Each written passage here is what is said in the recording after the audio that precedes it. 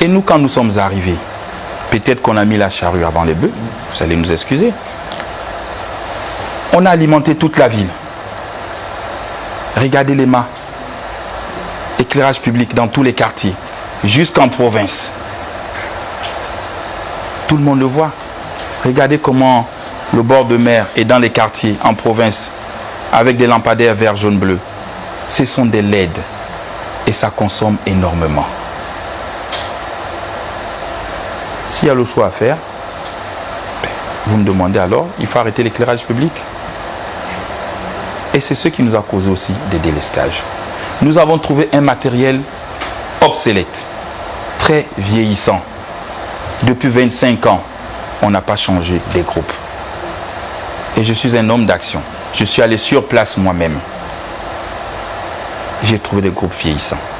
Nous avons payé quelques groupes pour envoyer en province. On a payé des transformateurs pour envoyer en province. Et nous avons essayé de remédier ce que nous pouvons faire. Ça, ce sont des solutions palliatives. C'est palliative. J'en arrive sur la grande solution. C'est là. Tout pour moi, c'est prévu. Je vous ai dit que je suis en avance sur vous. On a essayé de remédier. Quand je me suis rendu sur ces lieux, vous avez 10 groupes qui sont alignés en série. Quand il y a perturbation sur les réseaux, ça se coupe. En série, quand il y a un groupe qui se coupe, c'est de la physique. Tous les 10 groupes se coupent. Et pour attendre le retour du courant, vous avez un groupe qui doit d'abord démarrer, tourner. Ça prend 10 minutes. Après 10 minutes, il lance. Toujours pas de courant. Le deuxième groupe, il redémarre. C'est ce que nous avons hérité. Hein? Il redémarre. Jusqu'à ce qu'on arrive au 10e groupe. Ça vous fait combien? 10 fois 10, ça fait 100. Donc ça fait 100 minutes. Ça fait 1h40 et quelques d'attente pour le retour d'électricité. Voilà pourquoi vous avez vu que tous ces délestages mettaient longtemps. Et j'ai appelé cet opérateur économique. Et je le lui ai dit, ton contrat ne serait pas renouvelé. Et je le dis, qui me regarde. Si tu ne changes pas de groupe, on ne peut pas s'amuser à prendre l'argent des Gabonais qui payent de l'électricité et ils sont dans le noir. Parce que tes groupes sont vieillissants. Il faut me les changer. Et quand tu vas les changer, tu les mets en dérivation. S'il y a un qui coupe, il y a des autres qui alimentent. Qui prennent le relais. Est-ce que c'est la solution que vous allez proposer durant les prochaines années? La solution que je propose pendant les années qui arrivent, nous allons répartir à l'hydro, F2, l'impératrice, nous allons le faire. Nous avons le barrage de Boué qui va produire 400 MW. Nous allons le faire. Et si on parle d'électricité, moi je suis un homme pragmatique. Tout pour moi, c'est calculer, c'est chiffrer. Et ce serait peut-être ma première dette, mon premier emprunt dans cette transition. On m'a accusé d'aller emprunter de l'argent, mais je suis quelqu'un de transparent. Nous avons un opérateur économique qui nous accompagne, avec lequel nous avons parlé d'une levée de fonds. Et c'est transparent. Le gouvernement a donné son accord. Le Sénat, ici, c'est signé par Mme Paulette Missambo. C'est signé. Le Sénat. C'est signé par l'Assemblée nationale. C'est là. Donc c'est dire que je ne fais pas des choses seul. Je fais avec mon équipe. Et l'emprunt, il est de 130 milliards. 130 milliards. Tous les papiers sont bouclés. Et prenez l'habitude de lire le journal officiel. On le fait, monsieur. Non, monsieur pas vous. candidat. Non, c'est pas vous. Je sais que vous le faites. Non, vous le faites. Je ne m'adresse pas à vous. Je ne m'adresse pas à vous. Vous savez à qui je m'adresse. Je m'adresse au peuple gabonais. C'est sorti au journal officiel. Donc ce n'est pas un emprunt caché. C'est au journal officiel. Et j'ai levé cet argent. C'est pour créer des centrales à gaz. Une centrale à gaz de 50 MW, c'est dans les 32 milliards. On en fera une dans la zone nord à Kanda, une de 50 MW au niveau de Nkok, pour les industries qui vont arriver, une à Port-Gentil, une à Lambaréné, parce qu'il y a Mabounine qu'il faut relancer avec toutes les industries qui sont fermées. Et donc j'ai déjà mon argent de prévu. J'ai dit à cet opérateur économique, ce n'est pas la peine d'envoyer, nous sommes aux élections. Si vous envoyez, on va dire, j'ai emprunté de l'argent pour faire les élections. C'est là, ce n'est pas encore chez nous, mais tous les papiers sont prêts. Donc, une fois élu, lors du retour à l'ordre constitutionnel, ça y est, Ça au mois de combien mai, temps, juin, ça prendra combien de temps? pour réaliser une centrale à gaz, il faut compter en gros entre 6 et 9 mois. Pour un barrage hydroélectrique, eh bien là, il faut compter 3 à 5 ans. Un peu plus de temps et pour des solutions à court terme. Pour des solutions à court terme, nous avons misé sur des groupes électrogènes. Et c'est ce que nous faisons. On a misé sur les groupes électrogènes pour essayer de renforcer. Et nous avons fait venir aussi le bateau turc qui nous fournit 70 mégawatts. Donc on est quitté de 230 mégawatts. Aujourd'hui, nous sommes à 300 mégawatts à Libreville. Et justement, C'est une progression avec ce bateau. et justement, en parlant de cette solution apportée par Car Powership, dans l'opinion, il se dit que c'est une solution hors de prix. Laissez les gens parler. Le contrat, il a circulé à un moment donné sur Internet. C'est moi qui ai fait fuiter le contrat. Avec ce bateau, nous payons 1,850 milliard par mois. C'est moins cher que l'opérateur économique qui nous fait 10 groupes et qui nous fait des délestages. Je ne vais pas citer son nom. Le bateau, il est moins cher. Demandez à tout le monde. Lui, il nous prend 2 milliards par mois. Vous voulez qu'on cite son nom? Non, On pas le connaît. besoin. Ben, vous le connaissez. Ce n'est pas un Il est là procès, depuis 25 ans. monsieur le Il prend candidat. 2 milliards. Moi, je suis quelqu'un de vrai. Je vous ai dit, je ne sais pas mentir. Le bateau, il est arrivé. On vous a fait croire que c'est un bateau qui est venu rien que pour les élections. Je l'ai entendu ici. Qu'après les élections, le bateau va repartir. Bon. Est-ce qu'on aime ce pays réellement ou on ne l'aime pas? Même si on est concurrent, il faut dire la vérité aux Gabonais. J'ai signé pour ce bateau pour 3 ans. Parce que je l'ai dit, au bout de 3 ans, je dois régulariser ma situation. Je dois avoir mes générateurs. Je dois avoir mes centrales thermiques. Je dois faire mes barrages. Je ne peux pas dépendre de toi pendant plus de 4, 6, 10 ans. Ou 25 ans comme on dépend de l'autre. Donc après 3 ans, le bateau il repartira. Et nous aurons des générateurs que nous aurons conçus. Angers. Monsieur le candidat, ça c'est pour l'électricité, mais pour l'eau potable. Pour l'eau potable, j'en viens. L'eau potable, c'est toujours la même chose. Nous avons hérité d'une situation catastrophique. Et vous le savez. Vous le savez. Nous avons hérité de toutes ces situations. Pour l'eau potable, ben, il faut relancer les projets. Lesquels? Toumset, par exemple. On ne peut plus se contenter de Mbomo. Il faut refaire Mbomo et lancer Toumset pour avoir 13 millions de mètres cubes au robinet qui vont arriver. Mais naturellement, tout ça, après, il faut trouver le nerf de la guerre.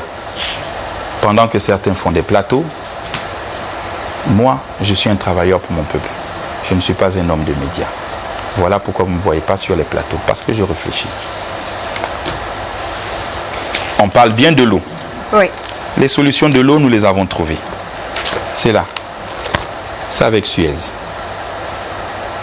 C'est 200 millions d'euros qui vont investir en PPP. Je dis bien c'est en PPP. On peut lire le contrat pour voir. Je suis pas un économiste, mais j'apprends aussi à comprendre l'économie. Le taux, il est de 8,15. Donc ça veut dire que c'est une bonne affaire. Il est à 8. Je parle devant des économistes. Il vous regarde. Oui. On a une maturité de 15 ans. On est indifféré jusqu'à la fin du contrat, donc après les réalisations des travaux, pour avoir 13 mètres cubes. Ils vont s'occuper de Mbomo, de Toumset, de réparer les fuites dans la ville et de faire quelques châteaux d'eau. C'est là, c'est écrit. Ça, c'est pour le Grand Libreville, quid de l'intérieur du pays. Y compris à l'intérieur du pays. Certaines villes ont été comptées. La durée des travaux? Hein? Durée des travaux? La durée des travaux, je vous la donnerai. Ils vont arriver. C'est déjà signé. Mes équipes l'ont signé à Paris, le 5 avril. Et j'ai le document. Donc je ne viens pas sur ces plateaux pour raconter des conneries aux Gabonais. Je suis un Allez, on homme poursuit, il nous pragmatique. reste Oui, Martial, quand Dans même 10 une minutes. question sur notre très célèbre Société d'énergie et d'eau du Gabon. On l'a vu durant la période de transition, la mise en place de cette administration provisoire. Aujourd'hui, quand on regarde votre projet de société, vous proposez de séparer les activités de l'eau et de l'électricité. En matière de perspective, comment on envisage cela en termes de bonne gouvernance dans ce secteur essentiel pour le quotidien des Gabonais? Alors, vous savez, dans la vie, la plus grande folie de l'homme, c'est de faire la même chose tout le temps et de s'attendre à un résultat différent. Nous avons privatisé la SCJ, toujours les mêmes problèmes. On a reprivatisé, les mêmes problèmes. Nous avons injecté de l'argent, les mêmes problèmes. Je pense qu'il est temps. Nous sommes tous nostalgiques de notre SCJ et qu'il faut séparer les deux volets. En France, c'est séparé. Vous avez l'eau à part, vous avez le courant à part. C'est jamais mélangé. Aux États-Unis, j'ai habité là-bas. C'est séparé. Au Sénégal, j'y étais. J'ai vécu au Sénégal. C'est séparé. En Côte d'Ivoire, c'est séparé. Dans tous les pays, c'est séparé. Pourquoi nous, on va continuer à faire eau, électricité mélangée? Et je pense qu'il faut séparer. Le moment est venu de séparer. Pour que l'eau ait sa place ailleurs, qu'elle se gère elle-même, que l'eau courant ait sa place ailleurs, et que le courant se gère lui-même d'une manière autonome. Maintenant, après, il faut regarder.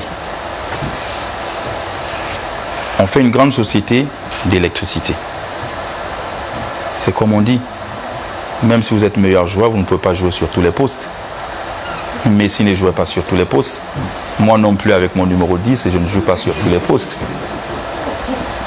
Donc, il faut que la SCG se spécialise. Il faut qu'elle choisisse sur tous les postes. Donc, il faut que la SCG se spécialise.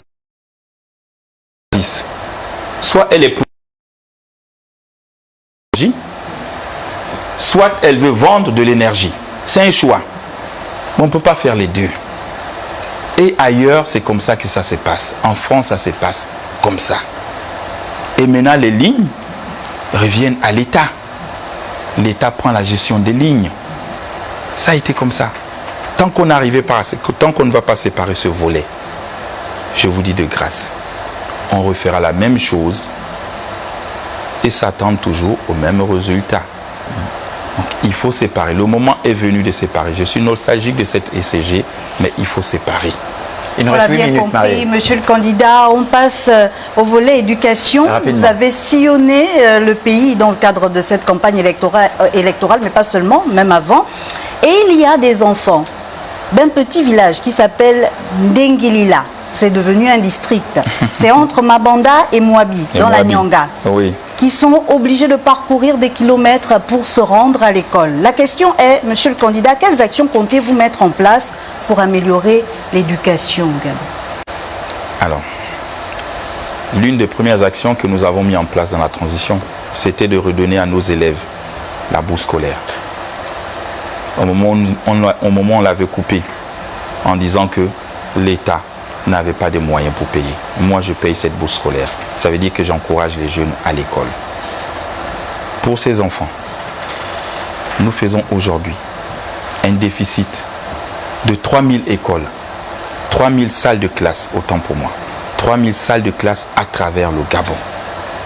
Mais nous allons les construire. D'ailleurs, je commençais à construire.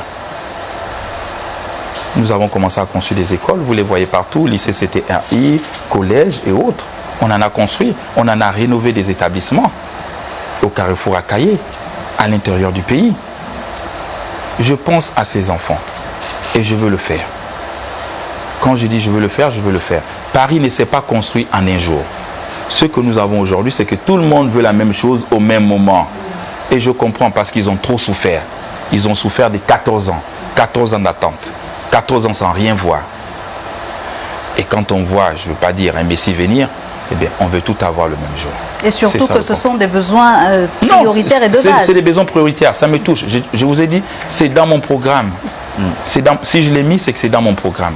Et je veux le faire. Je veux même aller plus loin, améliorer les conditions de vie des enseignants qui sont dans ces villages, qui sont aux frontières. J'allais y arriver. Et je l'ai dit, quand j'ai reçu ces enseignants, qu'est-ce que j'ai dit? nous allons trouver une prime d'éloignement, comme on le fait pour les militaires. Mais prime d'éloignement, attention, ce n'est pas pour ceux qui sont à la capitale provinciale. Ce n'est pas pour ceux qui sont dans les chefs-lieux des départements. Chez nous, les militaires, c'est ceux qui sont aux frontières, à la frontière.